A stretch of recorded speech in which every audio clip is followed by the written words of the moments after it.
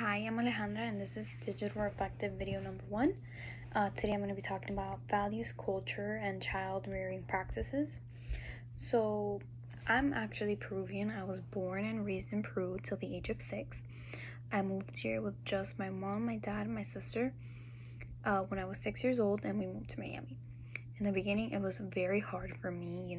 The food was different, people were different, cultures were completely different. Everything was different to me. I didn't know English, so it was very hard for me. I didn't like it at first, and it was very hard for me to feel welcomed in the beginning. So as a future teacher, I can relate to students like this, so that's why it's very important for me for students to feel represented in the classroom. We live in Miami, we get students from everywhere. ESOL students. I was an ESOL student, so I know how hard it can be. So when I become a teacher, one of the most important things for me is to make sure that all my students feel represented, valued, welcomed.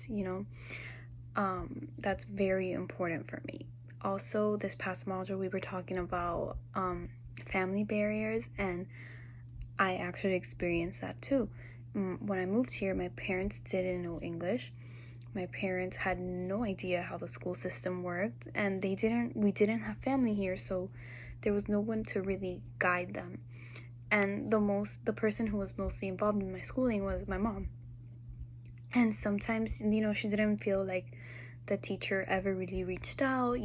They knew that I was new, they knew that I was ESOL, they knew I barely spoke English, and the teacher never really reached out like, hey, this is how things work here, like, let me try to get you more involved.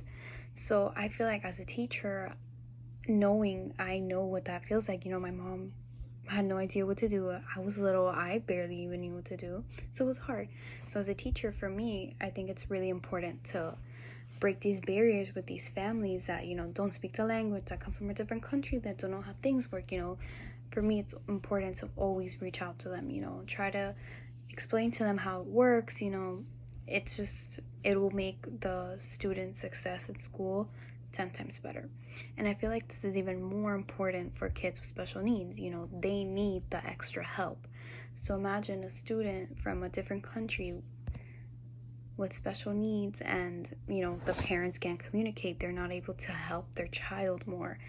And so I feel like as teachers, this is very important for us to do. And yeah.